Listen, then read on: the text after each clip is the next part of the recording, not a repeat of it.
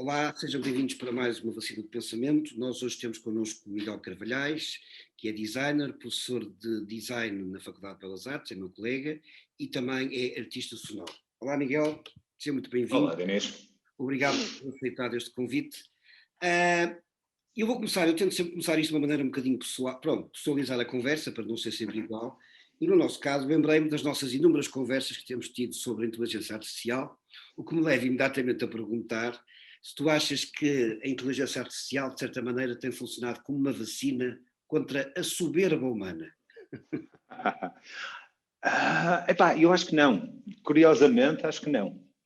Apesar dela ter todo o potencial para poder ser isso, creio que muita da gente que tem andado a trabalhar em torno da inteligência artificial, isto inclui quer os tecnólogos, não é? Os engenheiros informáticos, cientistas da computação, neurocientistas e por aí adiante, mas também os artistas e os designers que têm usado a inteligência artificial no seu trabalho.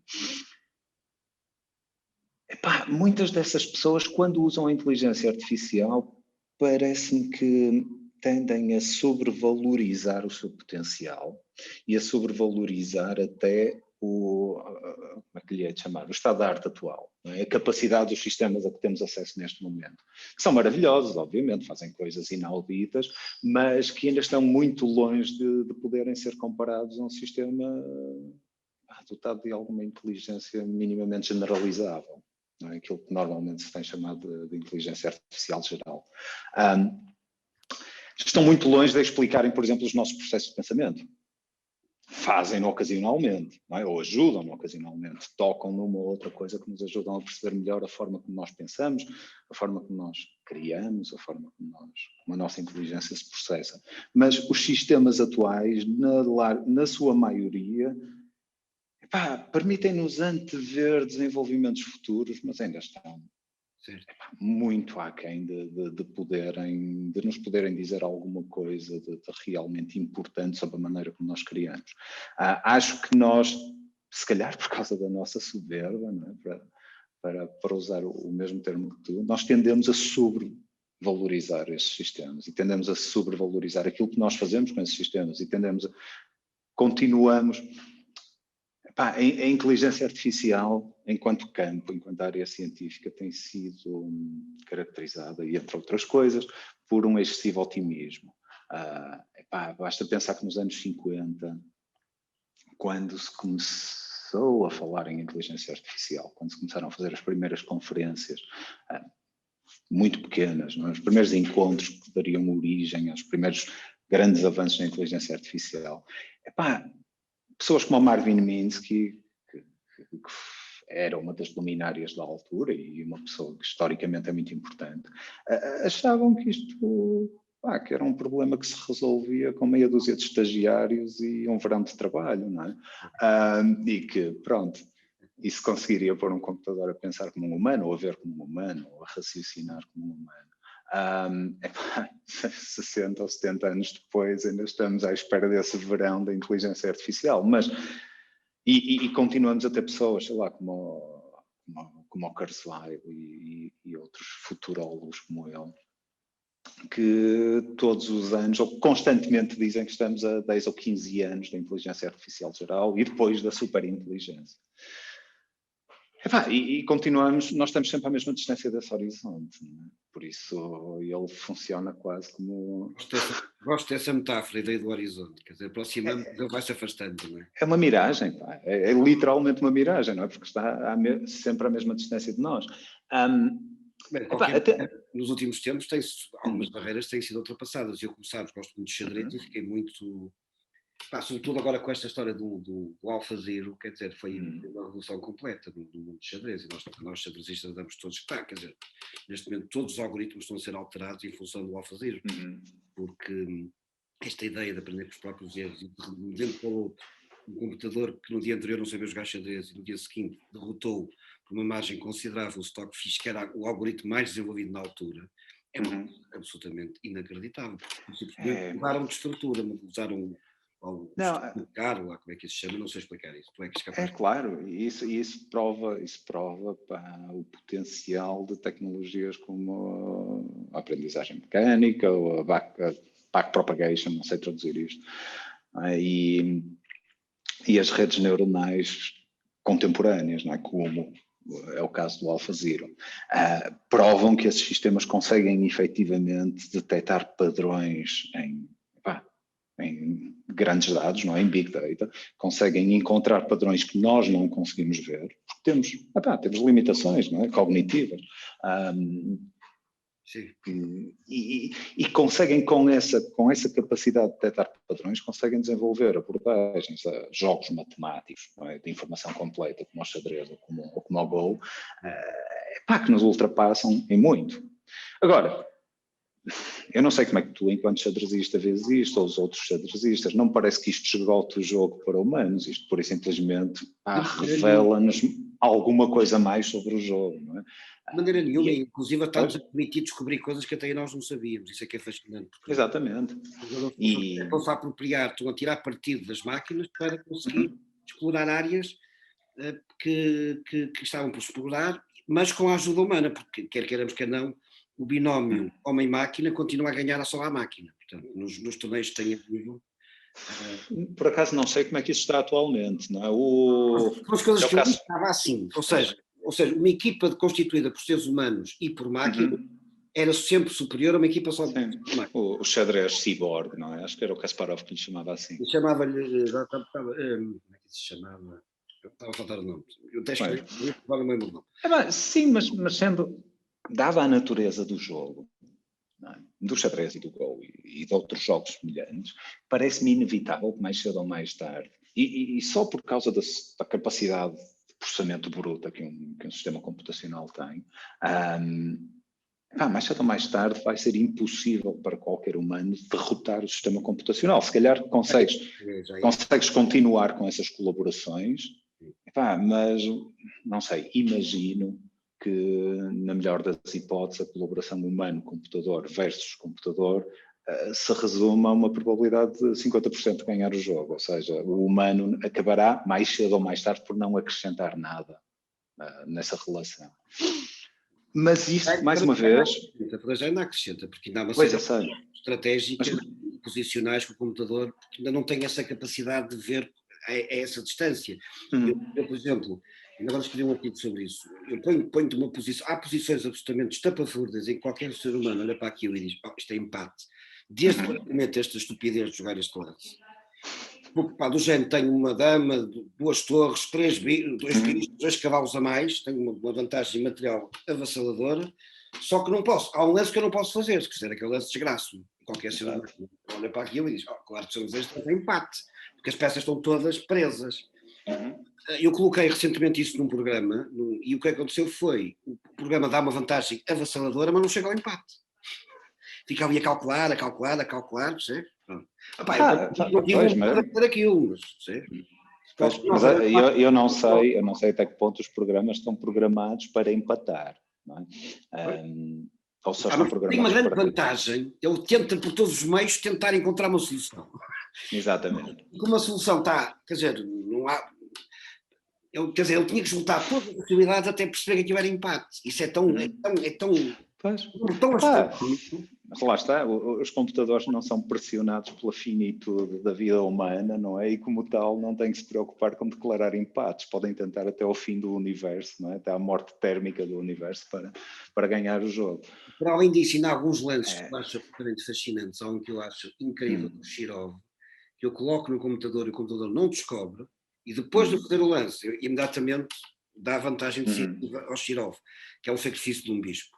Mas quer dizer, eu também não tive um dia inteiro por aqui, o computador a trabalhar. Tive para aí 2 horas e ele não conseguiu encontrar a solução. Mas depois de pôr a solução é imediata. Eu percebo imediatamente, ponho aquele lance e nunca mais falha. Há alguma vantagem, passar 2 ou 3 segundos tem vantagem decisiva. Agora, descobrir aquele lance é que é de uma genialidade. Isto é o que nós, enquanto nós xadrezistas, ainda temos este romantismo. Percebes? Não, claro que sim, porque em última análise, e isto aplica-se ao xadrez e aplica-se a uma série de outras atividades que são suportadas ou substituídas, em algum caso, pela computação. Em particular, aplica-se à arte, que é aquilo que eu tenho estudado mais, e ao design. Em última análise, isso são atividades profundamente humanas. Os computadores podem nos revelar muito, podem transformar a forma como nos relacionamos com a arte ou com o xadrez, podem revolucionar a forma como nós praticamos a arte e praticamos xadrez, mas nunca nos conseguem substituir, até ver, nesse loop de feedback que se estabelece quando pomos em prática o nosso sentido estético, não é? Quando nos relacionamos intersubjetivamente com uma obra de arte. Certo. Para até ver, os computadores não conseguem acrescentar nada a isso.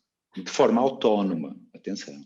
Conseguem acrescentar muito, usados enquanto ferramentas, enquanto mídia, não é? Enquanto sistemas para aumentar a criatividade ou a poética humana, mas não são autónomos o suficiente para poderem agir enquanto artistas, por exemplo. E virar um urinol ao contrário e chamar-lhe uma obra de arte. Por exemplo, ou perceber até... A questão não é perceber os princípios estéticos da psicologia da Gestalt, por exemplo, não é? Qual é o papel da simetria ou do contraste, ou não é? desses parâmetros todos que têm vindo a ser imensamente estudados.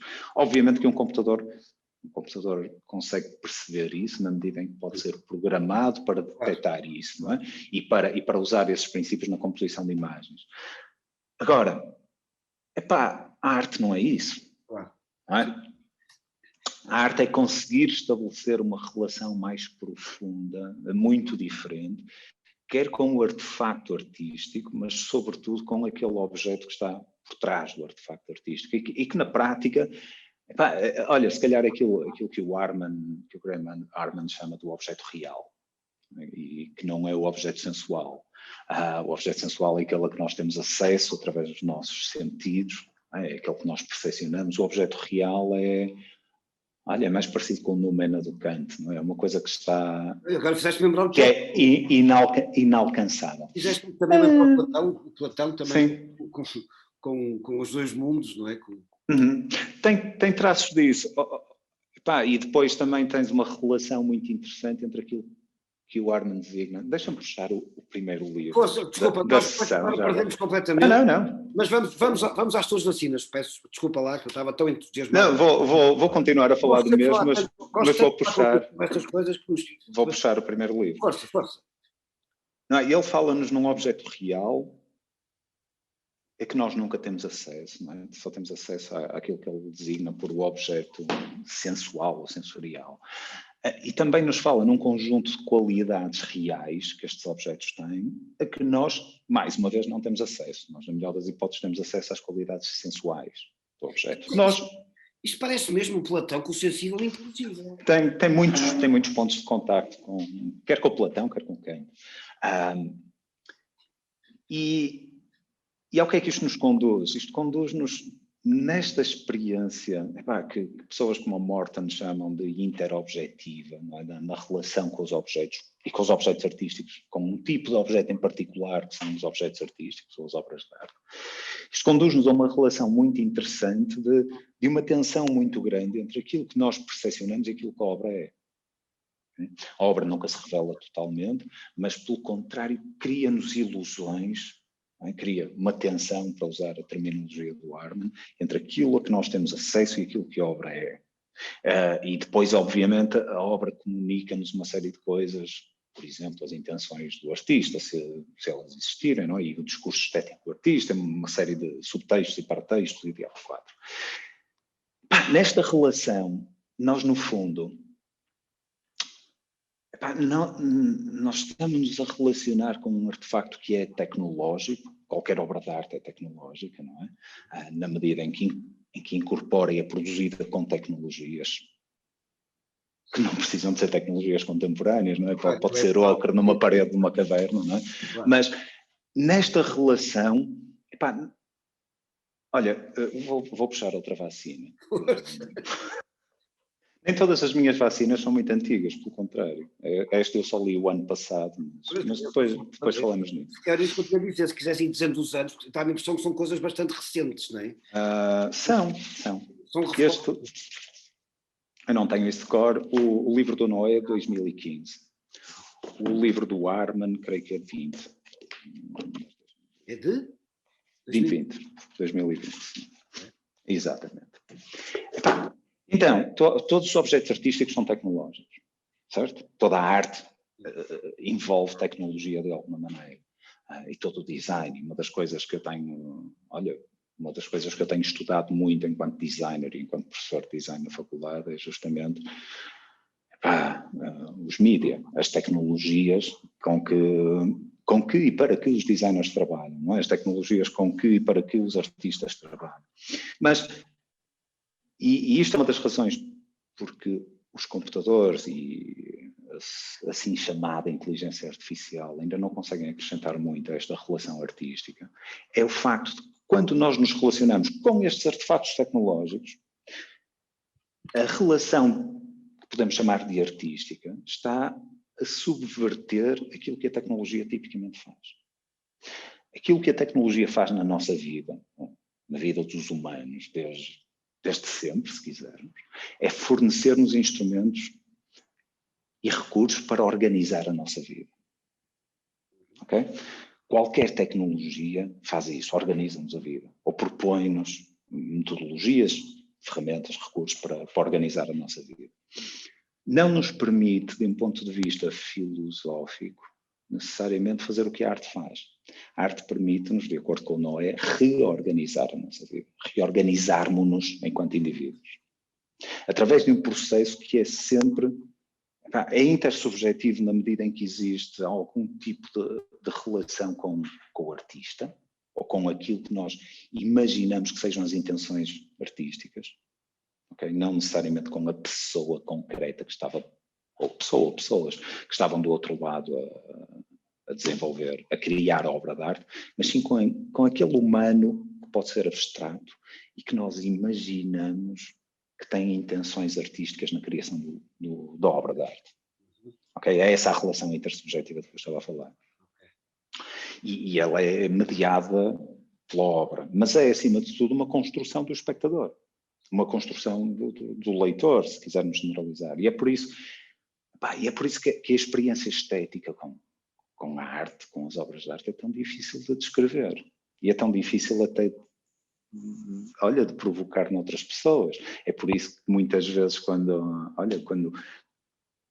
levas um amigo ou um estudante ou qualquer pessoa que conhece a ver o teu filme favorito, a ver o teu quadro favorito, a ouvir a tua música favorita, desiludes com a reação que a pessoa tem. Porque obviamente tu consegues mostrar o mesmo artefato, mas não consegues catalisar e provocar o mesmo tipo de relação. Não é? Claro. E é isso que os computadores ainda não conseguem fazer. E todas as tecnologias de inteligência artificial, não é? Entre aspas. Ou antes, não precisa de aspas, porque não estamos a falar de inteligência artificial geral, estamos a falar sempre de inteligência artificial limitada, focada, fraca, como quisermos chamar. Não é? Se isso será possível mais cedo ou mais tarde é outra questão. Não é? Se isso é possível em teoria, é uma questão completamente diferente. E podemos falar disso também se tu quiseres. Trouxe para aqui outro volume, este é de 2002. Esse é foi um calhamaço, esse pesa mesmo, credo. Este pesa mesmo, é uma valente vacina deixa-me ver, quantas tomas é que isto tem? É preciso ter arcabouço para levar com uma vacina dessas. Sim, não, estou a tentar descobrir os números de página. É preciso ter. Sim, tem para mais de 1.200 doses.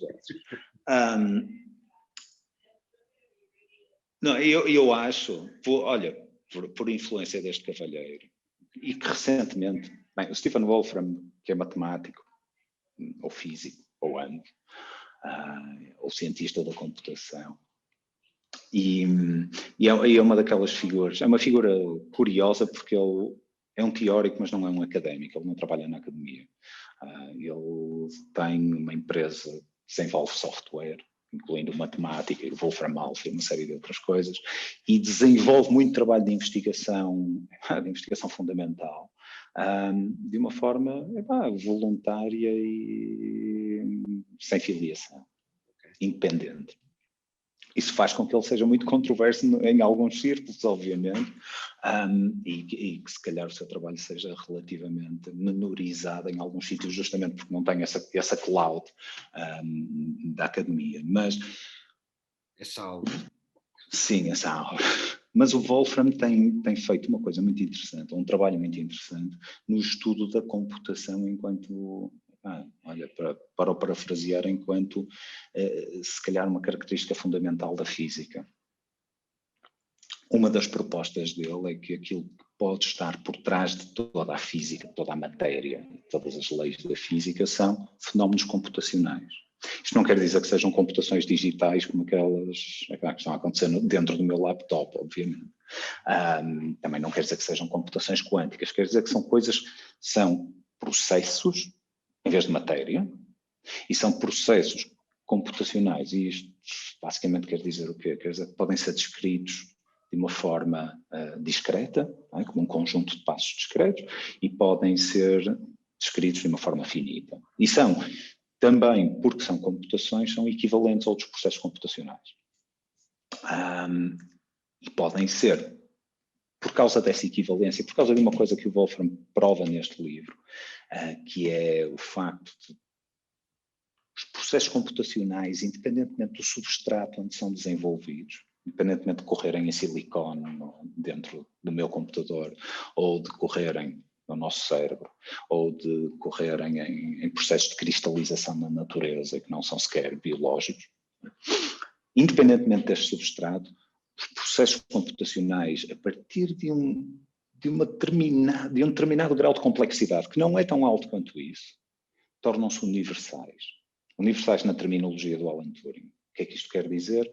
Quer dizer que eles são capazes de ser programados para poderem desenvolver outro processo computacional qualquer. Tal como o teu laptop e o meu conseguem, não é? Quer dizer que eu consigo definir uma configuração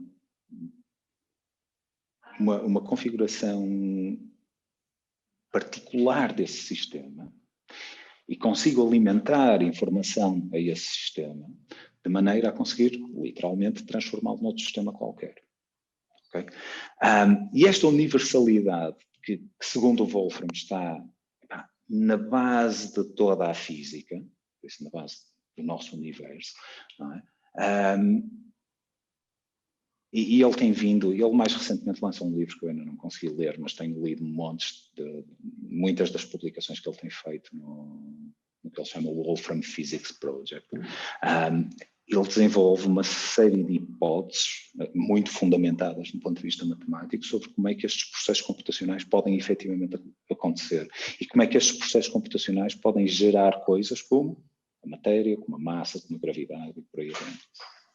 Miguel, isto é muito interessante. Agora, uma pergunta fundamental. Mas em que medida e porquê é que são vacinas para ti? Porquê é que foram vacinas para mim? Como é que eu hei de pôr isto? Eu quando comecei a pensar neste desafio, não é? Nesta questão,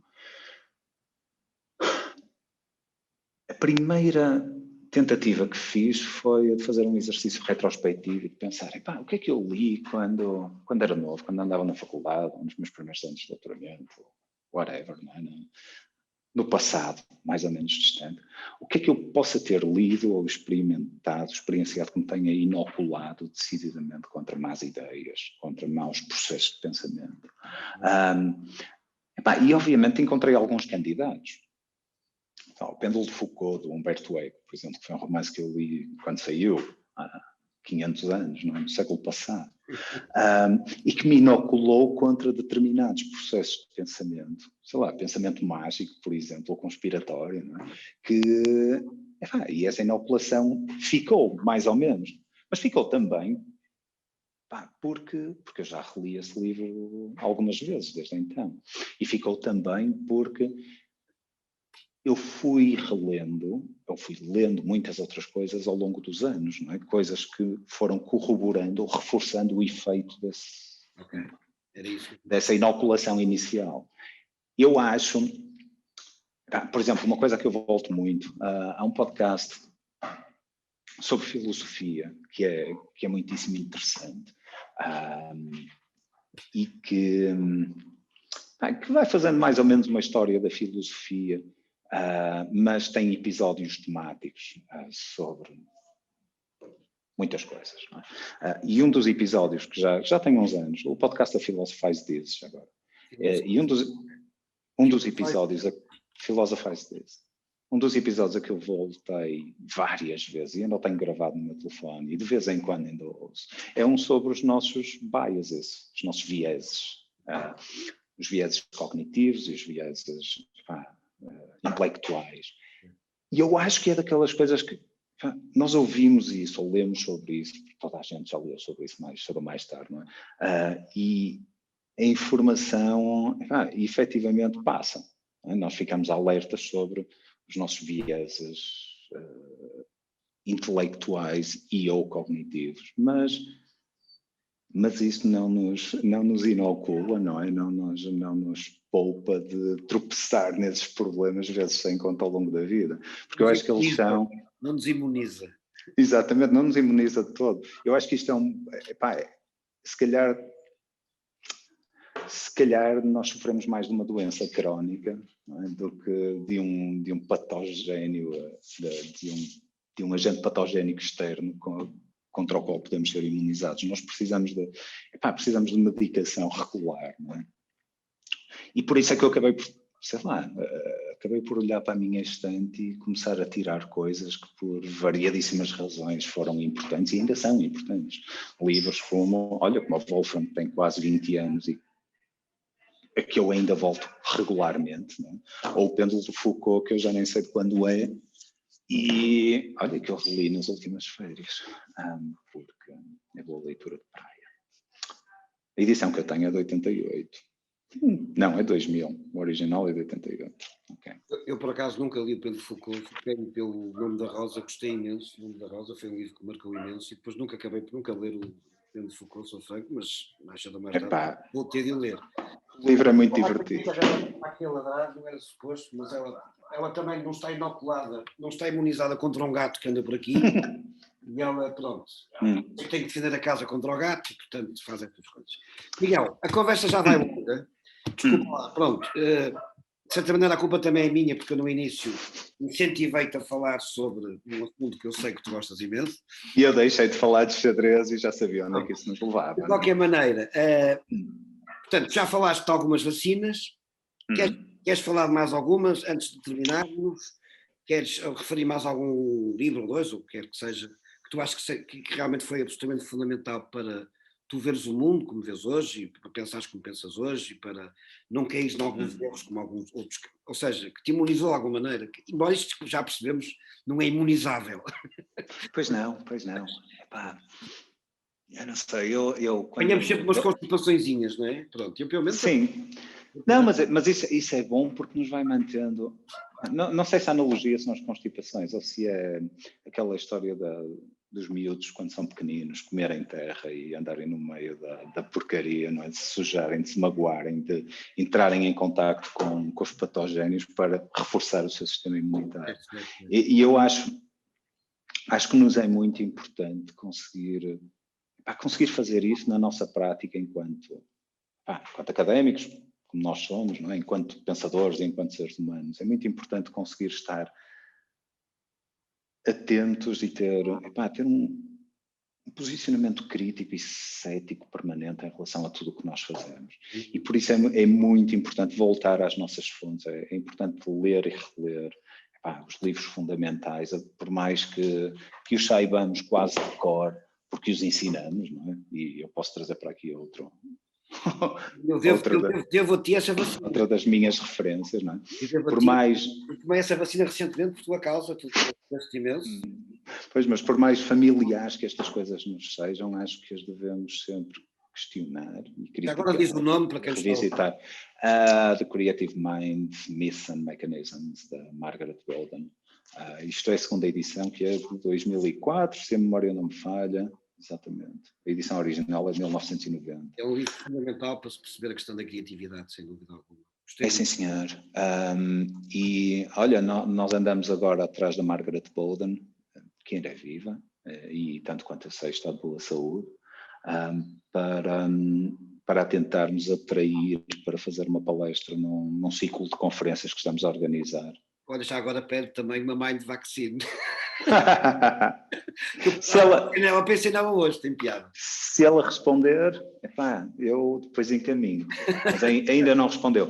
Mas, a propósito disto, epá, a criatividade, os processos criativos, as metodologias criativas e os sistemas criativos, né? Isto é a forma como a computação, para generalizarmos, ou os computadores em particular, ou tudo aquilo que envolve computadores, que é quase tudo hoje em dia. A forma como os computadores conseguem ser criativos ou conseguem, que é mais simples, expandir e aumentar a nossa criatividade é uma das coisas em que eu tenho vindo a trabalhar bastante. E nesse contexto o livro da Boden foi fundamental. E uma das coisas que eu tenho mais recentemente feito com colegas da Faculdade de Engenharia, mas também da Faculdade de Letras, e também do PINC e de outras paragens aqui na Universidade do Porto, é organizar um ciclo de conferências que vai começar na próxima semana, dia 25 de fevereiro, sobre criatividade em todos os domínios.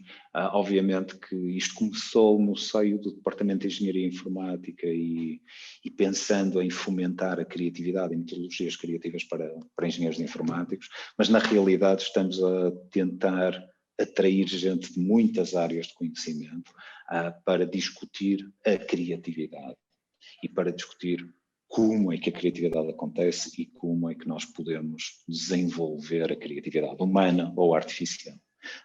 Isto vai começar, como eu disse, já na próxima semana com o Geraint Wiggins, que acho que é assim que se pronuncia o nome dele. É uma coisa é uma coisa para se prolongar no tempo? É uma coisa para se prolongar com uma conferência cada 3 meses, mais coisa menos coisa. Por isso o primeiro ciclo vai durar 1 ano e vai ter 4 eventos. E para já o primeiro a acontecer vai ser este, vai ser obviamente remoto. Nos dias que correm é impossível ser de outra maneira. Futuramente veremos se conseguiremos fazer isso num outro regime. Mas o Geraint Wiggins é uma pessoa que tem trabalhado imenso em criatividade computacional. Isto é, ele tem estudado aquele subgrupo da inteligência artificial que se foca na criatividade. Isto é, em conseguir que os sistemas desenvolvam atos criativos. Podem ser atos criativos muito simples, não é? mas que são atos criativos em todo o caso. E é sobre isso que ele nos vai falar. Estou curiosíssimo por ver Eu também, agora fiquei também com a charla dele. Fiquei com curiosidade de ir assistir. Envio-te o link. Eu agradeço que sim, porque vou querer assistir naturalmente, porque eu também, sabes, temos discutido muito este assunto, eu sou bastante cético, não era suposto entrar isto agora, mas entrou.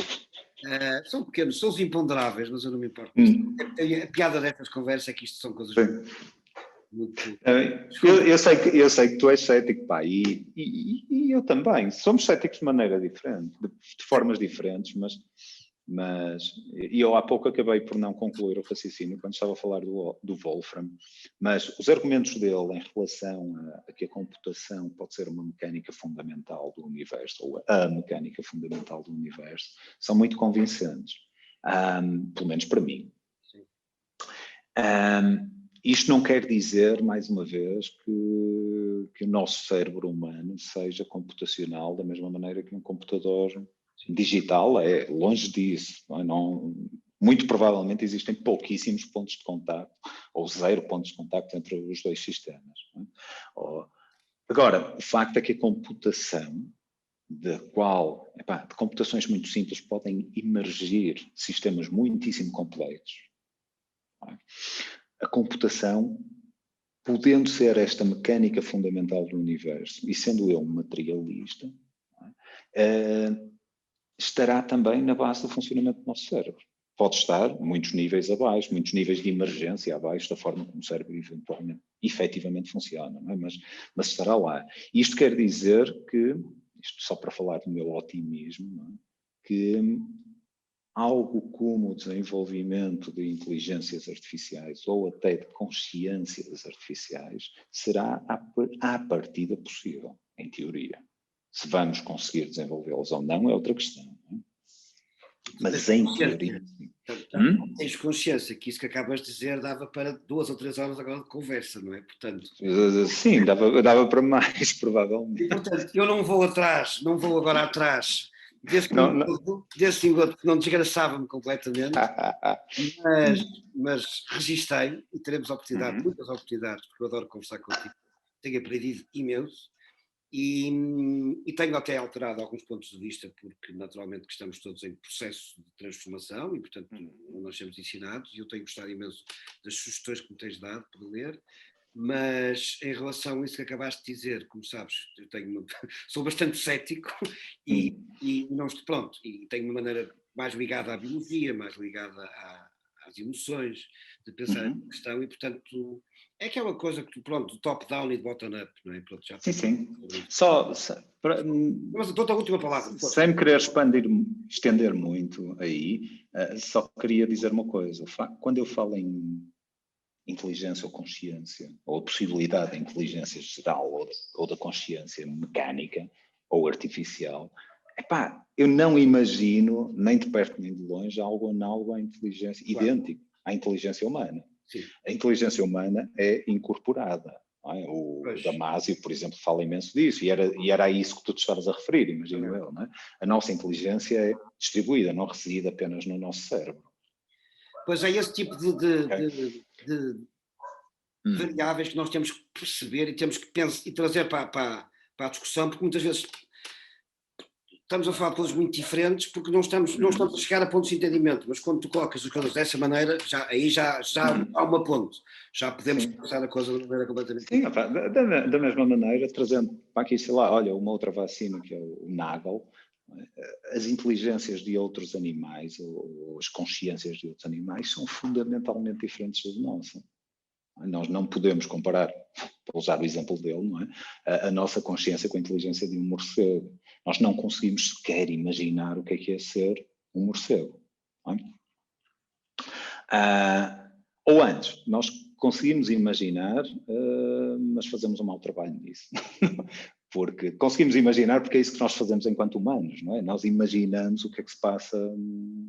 Olha, eu imagino o que se passa na tua cabeça quando estás a olhar para o infinito, não é? Ou quando estás a interagir comigo. Nós desenvolvemos muito naturalmente teoria da mente em relação a todos os outros sistemas. Mas repara, Miguel, mas ainda assim, comparando com a questão do morcego, há toda uma história evolucionária que é comum, e depois há uma divergência naturalmente, mas há toda uma história evolucionária que lá está, que é de bottom-up. Em contrapartida, o que está aqui a passar, quando estamos a falar de inteligência artificial, é uma coisa que vem de cima e que vai para baixo, é o top-down, não é? Pronto. Não necessariamente, sabes? Eu acho que quando e se a inteligência artificial efetivamente, a tal inteligência artificial geral, efetivamente vier a acontecer, eu acho que ela vai resultar de processos emergentes, não vai resultar de um processo top-down.